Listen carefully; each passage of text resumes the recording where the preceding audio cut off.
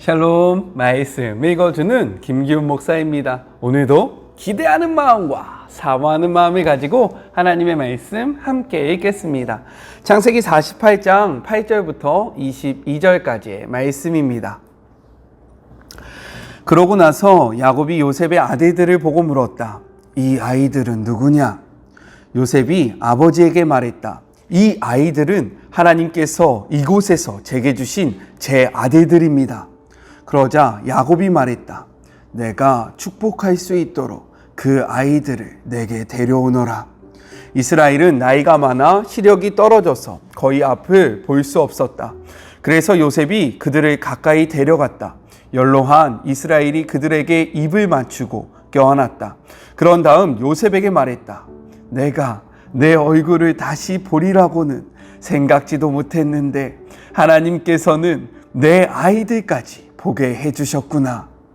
요셉은 그들을 이스라엘의 무릎에서 물러나게 하고 얼굴을 땅에 대고 엎드려 절했다. 그런 다음 두 아이를 데려다가 오른손에는 에브라임을 이끌어 이스라엘의 왼편에 서게 하고 왼손으로는 므낫셋을 이끌어 이스라엘의 오른편에 서게 했다. 그러나 이스라엘은 두 팔을 엇갈리게 내밀어 오른손을 작은 아들 에브라임 머리에 얹고 왼손을 맏아들 므낫셋의 머리에 얹었다. 그런 다음 그들을 축복했다. 저의 조상 아브라함과 이삭을 당신 앞에서 걷게 하신 하나님, 제가 태어난 날부터 지금까지 줄곧 저의 목자가 되어주신 하나님, 온갖 대악에서 저를 구해주신 하나님께 하나님의 천사께서 이 아이들에게 복을 내려주소서. 저의 이름이 이 아이들의 삶 속에서 메아리 치게 하시고 저의 조상 아브라함과 이삭의 이름도 이 아이들의 삶 속에서 살아있게 하소서. 이 아이들이 자라서 그들의 자손이 이 땅을 덮게 하소서. 요셉은 아버지가 오른손을 에브라임의 머리에 얹은 것을 보고 아버지가 실수하려니 생각했다. 그래서 아버지의 오른손을 잡고 에브라임의 머리에서 므낫셋의 머리로 옮기며 말했다. 아버지, 손을 잘못 얹으셨습니다. 다른 아이가 맏아들이니 그 아이의 머리에 오른손을 얹으십시오. 그러나 그의 아버지는 그렇게 하기를 마다하며 말했다.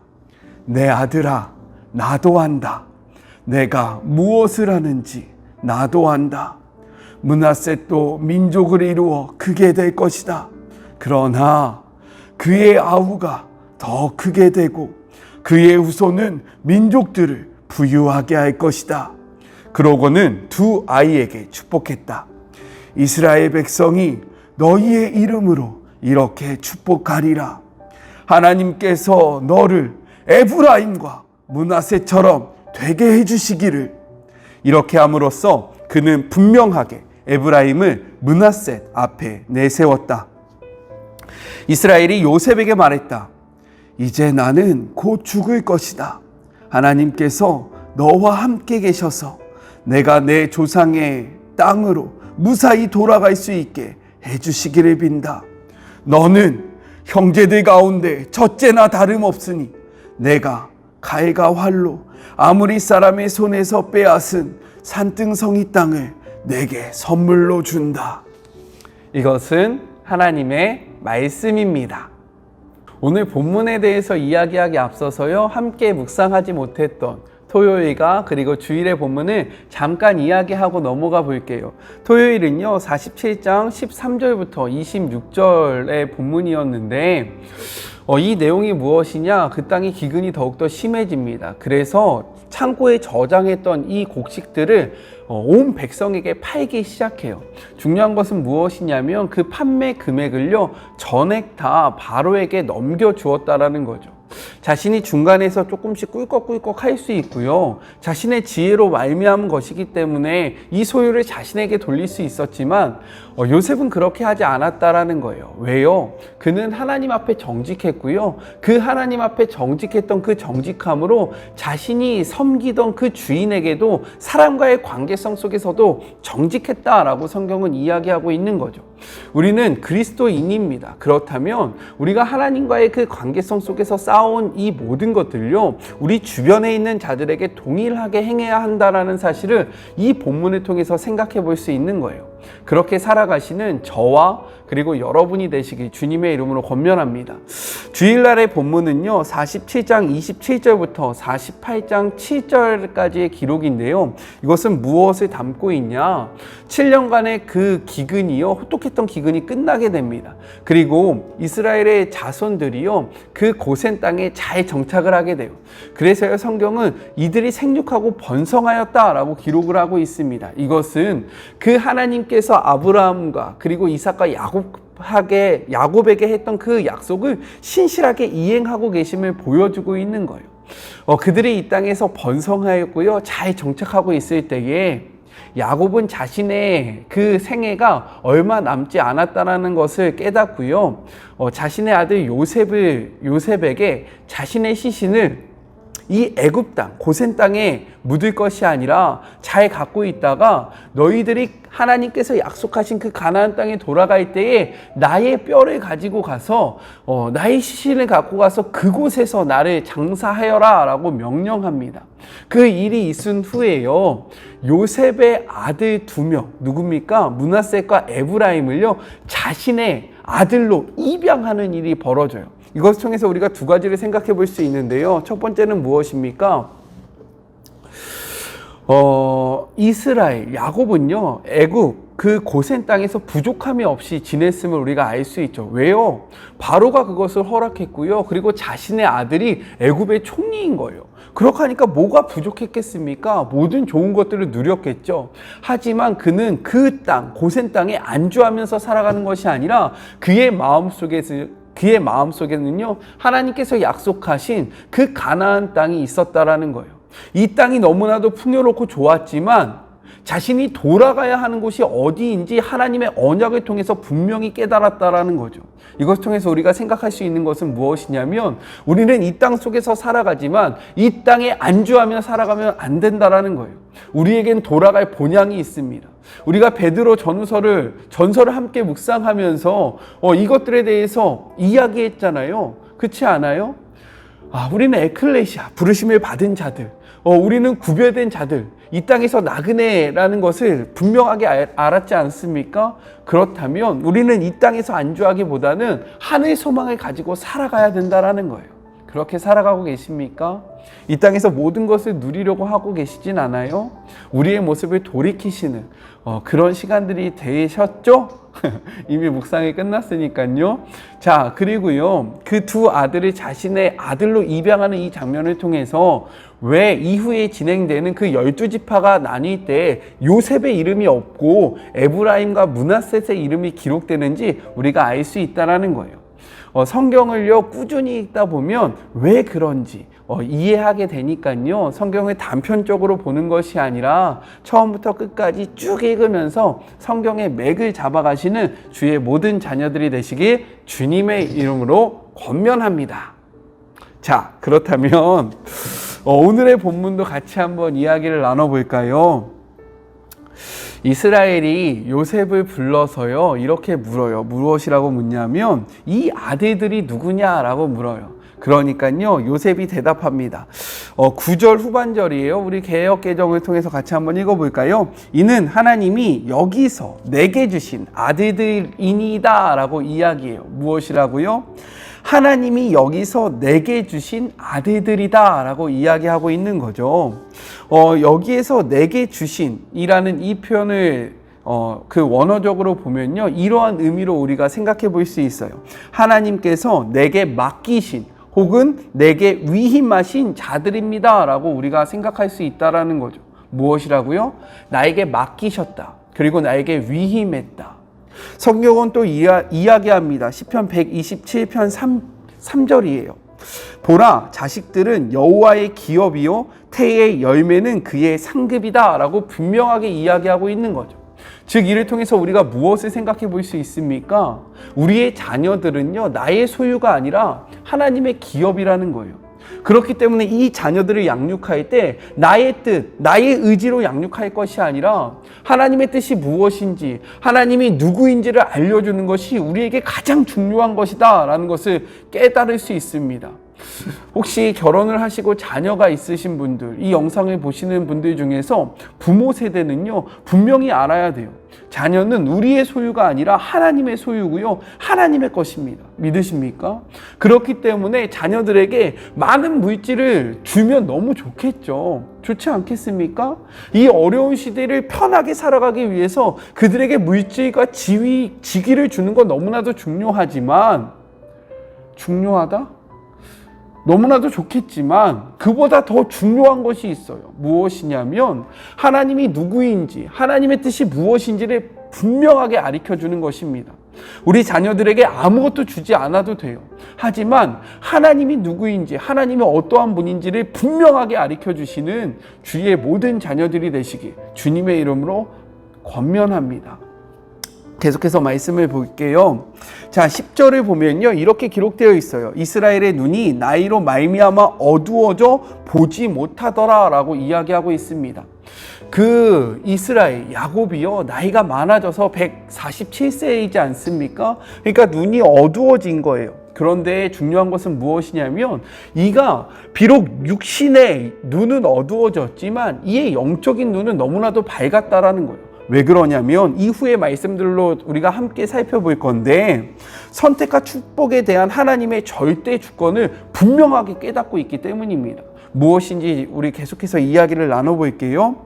13절을 메시지 성경으로 같이 한번 읽어보겠습니다. 오른손으로는 에브라임을 이끌어 이스라엘의 왼편에 서게 하고 왼손으로는 므낫셋을 이끌어 이스라엘의 오른편에 서게 했다라고 기록을 하고 있어요. 요셉이요 자신의 아버지가 이제 두 아들을 축복하려고 하니까요 배려를 한 거예요. 어떻게 배려를 했냐? 아버지가 이렇게 그냥 양손을 뻗었을 때 잘 보이십니까? 양손을 뻗었을 때 아버지의 오른쪽에 자신의 장자였던 므낫셋이 서게 하고요, 아버지의 왼쪽에 자신의 차자였던 에브라임이 서게 이렇게 배려해서 어긋나게 세웠다라는 거예요. 그러니까 아버지 입장에서 자식들을 세운 거죠. 왜 그렇게 했냐? 성경에서 오른손은요, 오른쪽은 긍정적이고 신적인 권위를 지니고 있고, 또한 이것은 영광과 구원을 의미하기 때문인 거예요. 그렇기 때문에 자신의 맏아들 므낫셋을 아버지의 오른손에 위치하게 한 것입니다. 그런데 성경을 계속해서 읽어볼까요? 14절입니다. 메시지 성경이에요. 그러나 이스라엘은 두 팔을 엇갈리게 내밀어 오른손을 그의 작은 아들 에브라임 머리에 얹고 왼손은 그의 맏아들 므낫셋 머리에 얹었다. 그런 다음 그들을 축복했다라고 기록하고 있어요. 그냥 손만 뻗으면 첫째가 므낫셋가 아버지의 오른손에, 그리고 둘째 에브라임이 왼손에 되게 이렇게 아버지를 배려해서 세웠는데 웬걸요? 아버지가요 손을 어긋나게 해서 이렇게 축복을 하고 있다라는 거예요. 그런데 여기서 중요한 표현이 있습니다. 무엇이냐면 개역개정에서는요 이를 엇바꾸어 얹었더라 라고 기록하고 있거든요. 근데 이 단어의 뜻이 매우 중요하다라는 거예요.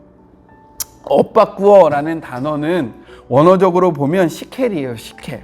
이 시켈이라는 단어는요 맞다라는 그러한 뜻을 갖고 있지만 이 단어에는 또 다른 의미가 함께 포함되어 있습니다. 그것이 무엇이냐? 신중하다, 그리고 지혜롭다라는 거예요. 무엇이라고요? 신중하다, 그리고 지혜롭다. 즉 이 단어 속에서, 이 단어를 통해서 우리가 알 수 있는 것은 무엇이냐면 이스라엘이, 야곱이 손을 엇갈려 내미는 것은요 그의 눈이 어두워서 실수한 것이 아니라 이것을 하기 위해서 매우 신중하게 판단하고 신중하게 행동했고 지혜롭게 행동했다라는 것을 이 단어 시켈을 통해서 나타내고 있다라는 거예요. 실수가 아니라는 거죠. 어떠한 의도와 어떠한 뜻이 분명히 담겨 있다라는 것입니다. 그런데 와, 저는 이 장면을 보면서요, 요셉이 조금, 요셉도, 물론 많은 일들을 통해서 변하긴 했지만, 아직 사람이구나, 라는 것을 깨달았습니다. 왜냐하면, 야곱의 오른손이 에브라임에게 간 것을 보고요, 이가 매우 심하게 불쾌했다는 것을 우리가 알 수 있어요. 왜 그러냐면 기뻐하지 아니하였다라고 개역개정에 표현하고 있는데요, 이 기뻐하지 아니하였다라는 이 단어는 언제 쓰였냐? 와, 상당히 강력하게 감정적으로 불쾌함을 표현할 때 쓰였던 단어인 거예요.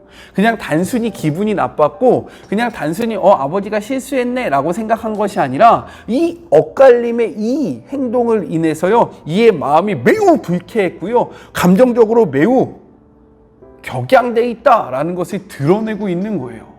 그러니까요, 이가 너무너무 화가 났다라는 것을 드러내고 있는 거죠. 왜 그랬을까요?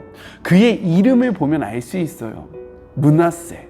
이게 첫째 아들의 이름이잖아요. 므낫셋은요, 있다라는 표현입니다. 있다라는 뜻이에요. 그 요셉의 인생이 얼마나 험난했어요. 얼마나 많은 고통이 있었습니까? 진짜 보통 사람들이 겪지 못할 그의 히스토리가 담겨 있었잖아요. 엄청난 삶을 살아왔잖아요. 근데 그가 그의 첫째 아들을 낳으면서요, 하나님께서 이 모든 것들을 잊게 해주셨다라고 선포한 거예요. 그러니까 이 첫 아들은요, 이 므낫셋은요, 요셉에게 있어서 매우 특별한 아들이었다라는 거죠. 자신의 모든 고통을 잊게 한 아들, 자신의 모든 인생을 돌이키게 한 그 아들, 이게 바로 므낫셋이라는 거예요. 잊다. 나의 모든 고통을 잊었다. 그런데 이렇게 사랑하는 아들이 아버지에게 장자로 인정을 받지 못하니 이의 마음이 너무 불쾌했던 것입니다. 자, 그러니까요, 그는요, 아버지의 손을 바꾸려고 해요. 아버지, 눈이 어두워서요, 잘못 생각하신 거예요. 손을 바꾸세요 라고 얘기하는데요, 19절에 야곱이 이렇게 이야기합니다. 그의 아버지가 허락하지 아니하며. 그리고서요, 이 두 아들을 축복하는데 누구의 이름을 앞세웁니까? 에브라임의 이름을 앞세우고 있다는 거예요. 이것은 나의 실수가 아니라 내가 신중하게, 그리고 내가 여러 번 생각해서 한 행동이야 라고 분명하게 이야기하고 있는 것입니다. 자, 그리고 마지막 22절을 볼까요? 너는 형제들 가운데 첫째나 다름없으니 내가 칼과 활로 아모리 사람의 손에서 빼앗은 산등성이 땅을 내게 선물로 준다 라고 이야기하고 있어요. 고대 근동에서 장자가 누리는 축복은 무엇이었냐면 다른 형제들보다 유산을 2배로 받는 것이었습니다. 이를 통해서요, 야곱은 선포하고 있는 거예요. 자신의 실제적 장자였던 르우벤이 장자가 아니라 너가 나의 장자이다 라고 선포하고 있는 거예요. 그런데 오늘 이 말씀 속에서요, 우리가 좀 깨달아야 할 것이 있습니다. 무엇이냐면 성경에서는요, 종종 장자와 그리고 차자의 위치가 바뀌는 것이 여러 번 등장합니다. 언제 있었냐면 가인과 아벨에서도 그렇죠. 가인이 아니라 하나님은 아벨을 선택하셨어요. 그리고요, 에서와 야곱에서도 마찬가지입니다. 장자는 에서였지만 하나님은 야곱의 장자라고 인정하셨어요. 그리고요, 오늘 르우벤과 요셉이 그렇다는 거예요. 실제의 장자는 르우벤이었지만 야곱은요, 성경은요, 요셉의 장자로 인정합니다. 그리고 또요, 므낫셋과 에브라임이 그렇다라는 거예요. 그런데 저는요, 이게 왜 그런지 알지 못합니다. 왜 이렇게 바꿔서 했는지 알지 못해요. 왜 그러냐면 성경이 그것에 대해서 분명하게 이야기해 주지 않기 때문인 거예요. 성경은 왜 이것들을 바꿔서 했는지, 하나님의 뜻이 왜 장자가 아니라 차자에 있는지 분명하게 이야기하지 않습니다. 이것이 성경이에요. 그렇기 때문에 우리는 이것을 알 수 없어요. 하지만 중요한 것은 무엇이냐? 이 모든 것들은 하나님의 주권 아래서 이루어졌다라는 거죠. 하나님의 뜻이었다라는 거예요. 그리고 더욱더 중요한 것은 무엇이냐면 우리의 하나님은 선하시고요, 그 선하신 하나님께서 결정하신 것들은 우리의 인생에 선하게 다가온다라는 것입니다. 말씀을 같이 한번 찾아볼까요? 욥기 11장 7절부터 9절은 이렇게 기록해요. 내가 하나님의 오묘함을 어찌 능히 측량하며 적는 자를 어찌 능히 알겠느냐. 하늘보다 높으니 내가 무엇을 하겠으며 수월보다 깊으니 내가 어찌 알겠느냐. 그의 크심은 땅보다 길고 바다보다 넓으니라 라고 이야기하고 있어요. 또요, 로마서 12장 33절은 이렇게 이야기합니다. 깊도다 하나님의 지혜와 지식의 풍성함이요 그의 판단은 헤아리지 못할 것이며 그의 길은 찾지 못할 것이로다. 우리가 살아가다 보면요, 우리 이성적으로 이해할 수 없는 그런 하나님의 뜻이 있어요. 그렇지 않아요? 아, 진짜 이건 뭐예요? 라고 생각되어질 때가 있다라는 거예요. 하지만 그때 우리는 우리의 이성, 우리의 판단을 믿고 나아갈 것이 아니라 이해가 되지 아니하는 하나님의 뜻을 바라보면서요, 그 뜻을 신뢰하면서 나아가야 합니다. 왜요? 그것이 믿음이기 때문인 거예요. 우리가 다 이해할 수 있어서 쫓아가는 것이 이 믿음이 아니라요, 우리가 보지 못하고 알지 못하지만 하나님께서 그렇게 하라고 하는 것들을 하는 것이 믿음이라는 거예요. 그런데 우리는 모든 것들을 이해하려고 할 때가 많다라는 거죠. 이해가 되면 쫓아가고요, 이해가 되지 않으면 쫓아가지 않아요. 하지만 이것은 믿음이 아닙니다. 우리가 확실히 알 수 있는 것은 무엇이냐면 우리 하나님은 선하시다라는 거예요. 믿으십니까? 우리 하나님은 실수가 없으시다라는 거예요. 우리 하나님은요, 나보다 완전하시고요, 나보다 완벽하시다는 것입니다. 그리고 우리 하나님은 나보다 나를 더 사랑하고 계시고요, 나를 위해서 모든 것들을 내어주신 분이라는 거예요. 그 사실을 알기 때문에 우리의 믿음, 우리의 생각으로 이해가 되지 않을지라도 그것을 따라 나가야 합니다. 그러한 하루가 되셨으면 좋겠어요. 물론 어렵습니다. 많이 어려워요. 이 말씀을 전하고 있는 이 순간에도요, 이렇게 말하고 싶지 않아요. 여러분에게 분명하게 가르쳐주고 싶고요, 여러분이 이성으로 이해할 수 있도록 설명해 주고 싶어요. 하지만 때로는 어떠한 본문은요, 그것을 허락하지 않아요. 그냥 따라오래요. 이것을 소유할 수 있는, 이러한 마음을 소유할 수 있는 저와 여러분이 되게 주님의 이름으로 권면합니다. 왜냐하면 하나님은 저보다, 그리고 여러분보다 완벽하고 완전하시기 때문인 거죠. 아셨죠? 우리 같이 기도할까요? 하나님 아버지, 때로는 말씀을 볼 때요, 이해가 되지 않을 때가 있습니다. 아, 정말 아닌 것 같다라는 생각이 들 때가 있어요. 하지만 우리의 하나님은 완벽하십니다. 완전하십니다. 저보다 크시고요, 저보다 넓으십니다. 그래서요, 제가 이해하지 못하는 것입니다. 이것은 그냥 제가 이해가 되지 않기 때문에 저로 합리화하면서 그 이야기하는 것이 아니라요, 완전하신 하나님을 신뢰하기 때문에 하는 고백입니다. 이러한 고백이 저뿐 아니라 살아가는 주의 모든 자녀들에게 있기를 소망하고, 우리가 때로는 이해가 되지 아니할지라도 완전하신 하나님을 신뢰함으로 그 믿어지지 아니하는 길, 이해가 되지 않는 길을 뚜벅뚜벅 걸어가는 주의 자녀들이 되게 하여 주시옵소서. 이것이 믿음입니다. 그래서 어려운 것 같아요.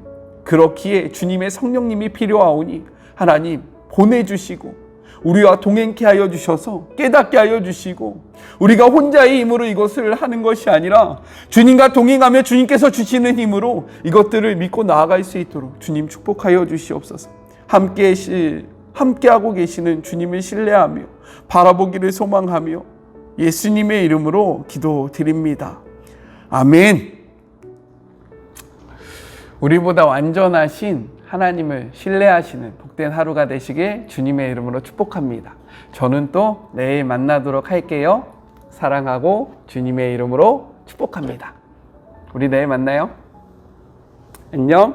오늘도 수고하셨습니다.